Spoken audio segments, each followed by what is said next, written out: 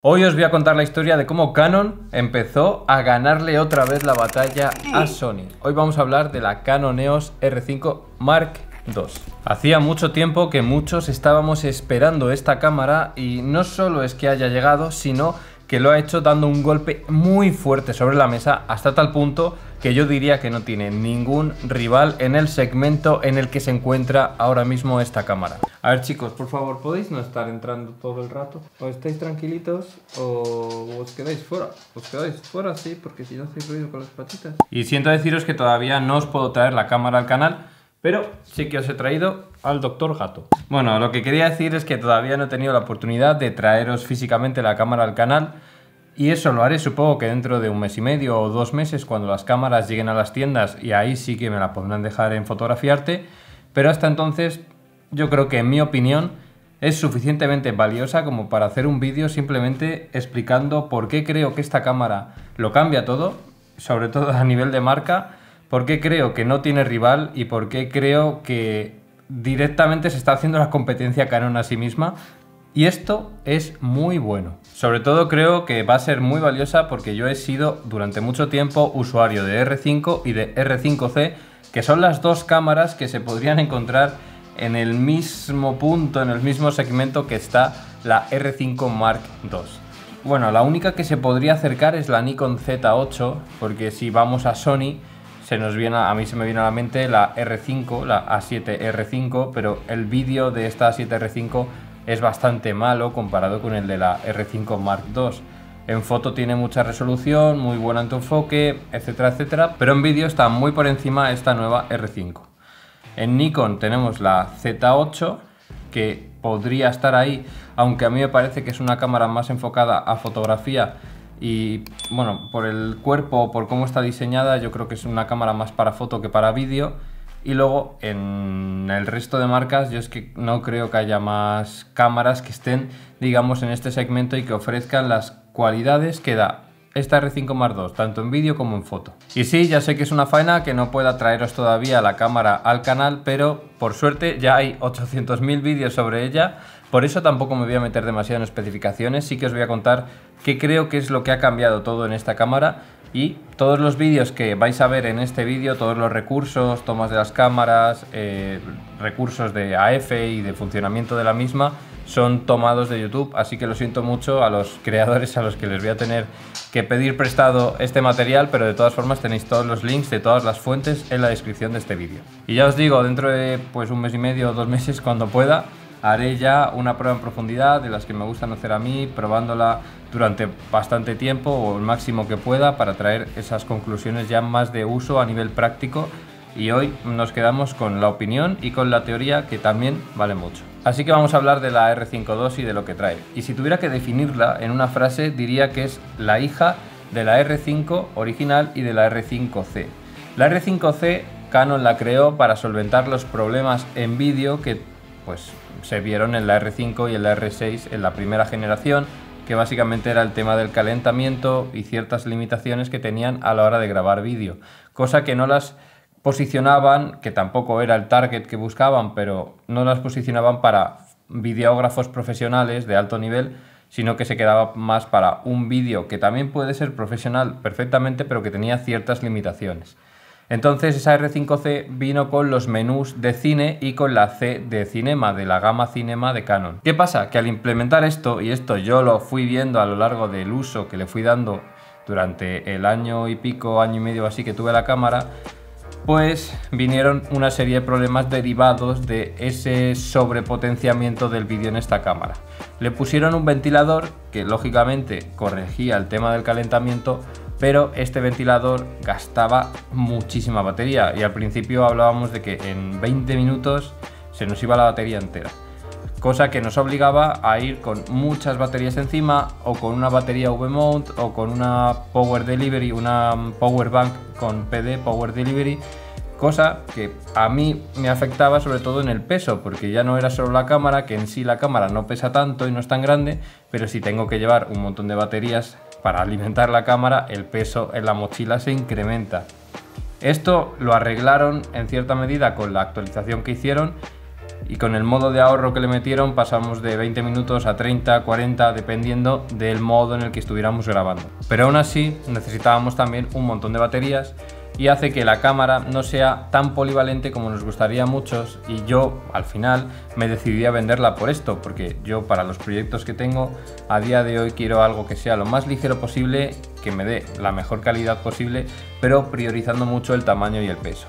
Por eso la vendí y decidí quedarme con la R5 como cámara principal, que bueno, pues mi plan al final no salió como a mí me habría gustado, pero esa era mi idea, y de hecho acabé vendiendo también las lentes f2.8 por este motivo en parte, porque si ahora tuviera que comprar otra vez lentes de Canon, yo estoy prácticamente seguro de que en casi todos los puntos compraría la versión f4 en vez de la 2.8, porque son más baratos, pero sobre todo porque son mucho más pequeños y mucho más ligeros. Pero bueno, me estoy yendo por las ramas. Hoy estamos aquí para hablar de la R5 Mark II y ahora os voy a contar lo que trae, que prácticamente es todo. O sea, lo que diferencia a la R5C, es decir, esos elementos que la R5C sí que tiene y que la R5 Mark II no trae, son 5. Que igual por R5, no sé. Yo personalmente, leyendo todas las especificaciones, que os la dejo abajo también, de las cámaras, encuentro 5, que básicamente son la doble base nativa de ISO, es decir, el 800 y el 3200 que teníamos de ISO nativo en la R5C, en la R5 Mark II no lo tenemos. Tampoco tenemos los menús de cine, no podemos hacer cosas como disparar con el obturador en ángulo en vez de en velocidad de obturación y estas cosas, pero sí tenemos falso color, tenemos cebras, tenemos picking, tenemos un montón de herramientas de vídeo profesional en la R5 II, pero no los menús de cine. Tampoco tenemos el perfil Wide DR, que es un perfil que a mí me encanta, es mi favorito y que nos da un rango dinámico enorme, pero sin tener que entrar ya en los logarítmicos, cosa que para agilizar el proceso de edición viene muy bien, y sabes que el color que te sale de ahí siempre va a estar bien porque está muy bien hecho ese perfil.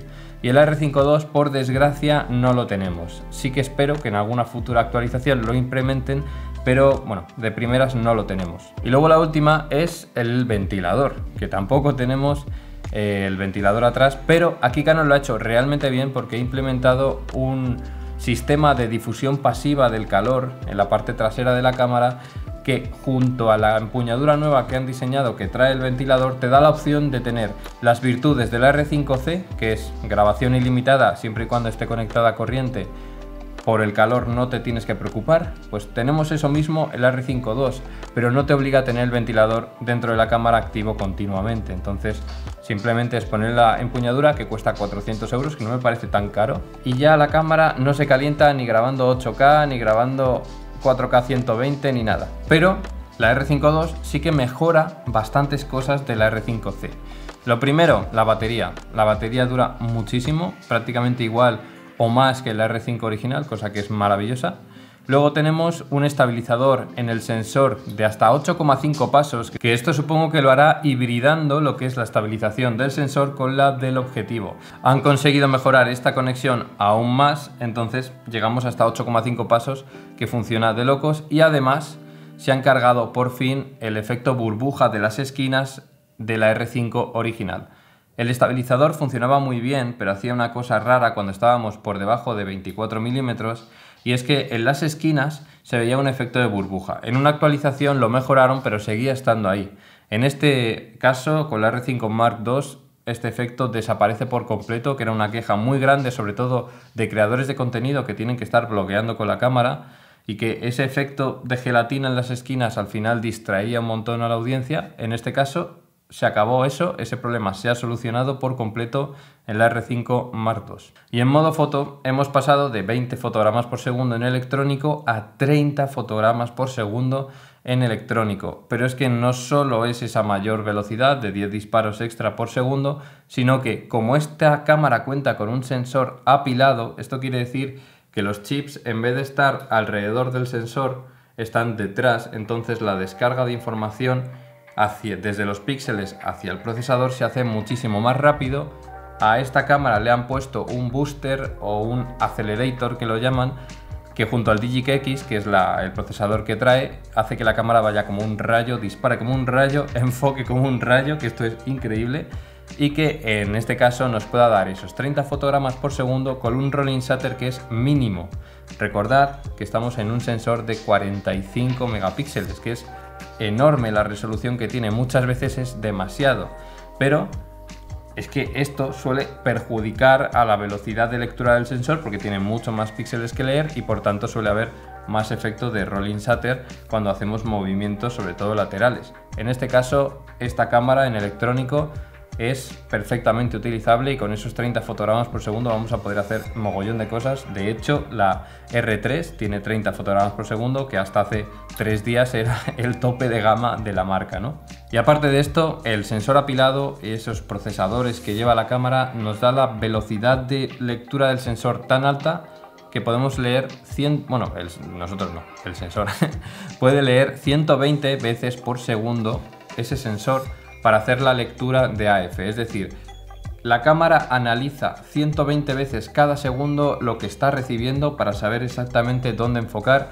y por eso el nuevo sistema de AF es tan bestia, porque hace tantos análisis por segundo que es que literalmente va por encima de lo que podríamos llegar a hacer nosotros a nivel humano pensando y enfocando, ¿no?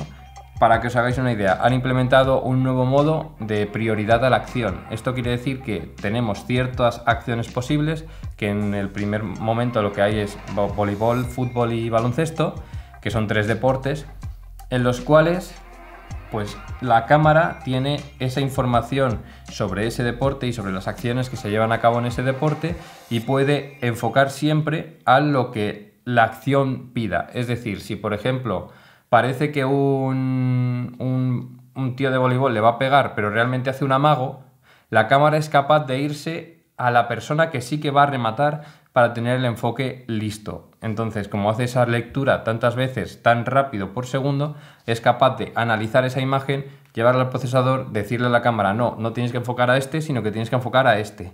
Y al final tener la foto nítida. Yo creo que esto, una vez lo pueda probar más a fondo, lo que se traduce es tú encuadras y disparas y la cámara va a decidir a dónde enfoca. Esto si lo dejas completamente automático, el modo de acción.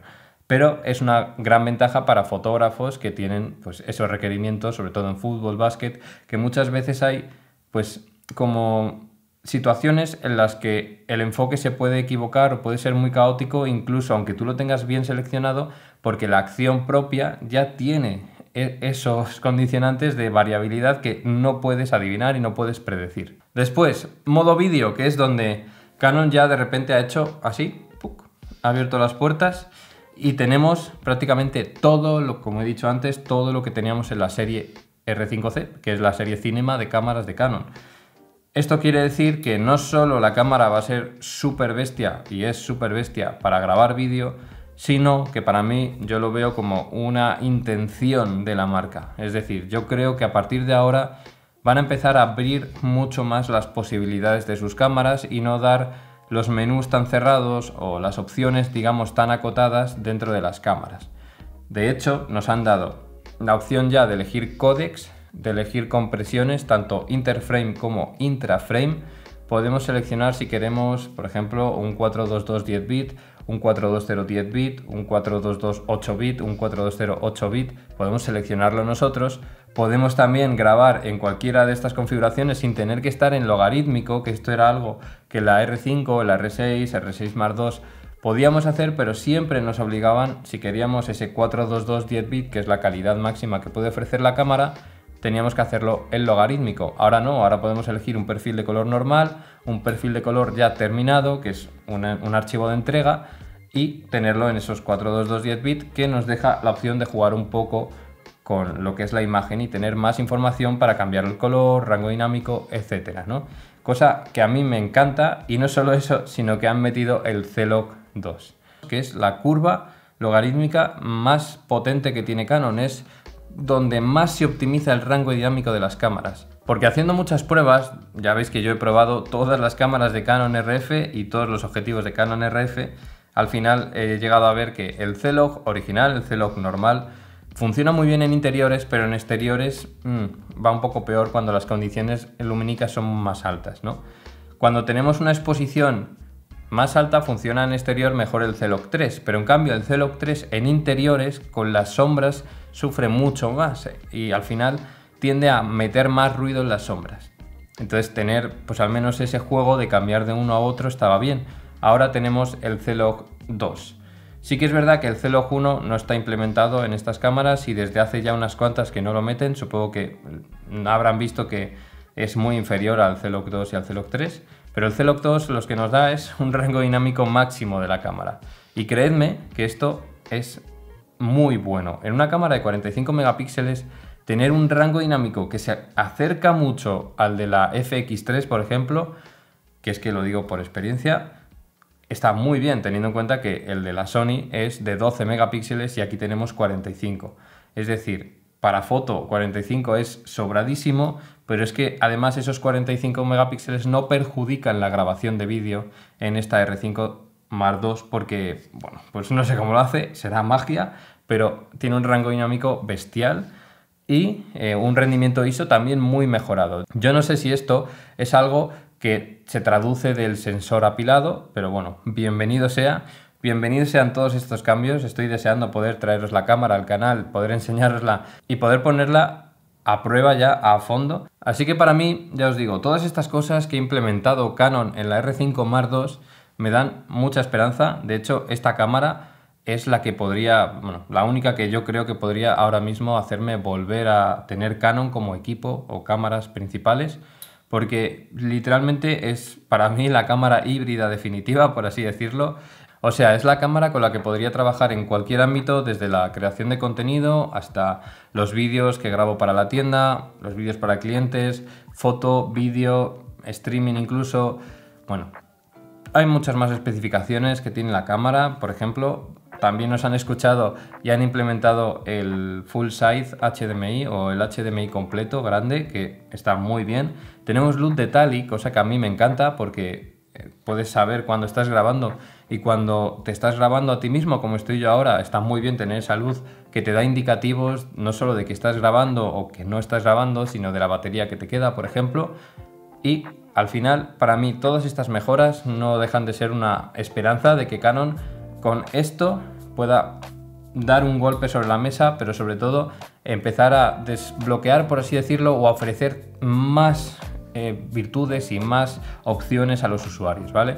Porque al final estamos hablando de que es una cámara que no es barata, tampoco es cara, yo la veo bastante bien equilibrada en cuanto a precio, sobre todo teniendo en cuenta que la R5 cuando salió hace casi 5 años costaba 4.400, creo que era, y esta cuesta 4.800. También tenemos un sensor mejorado que funciona de locos, se ve súper bien, aunque a mí la detección de pupila yo creo que en esta cámara no la habría puesto.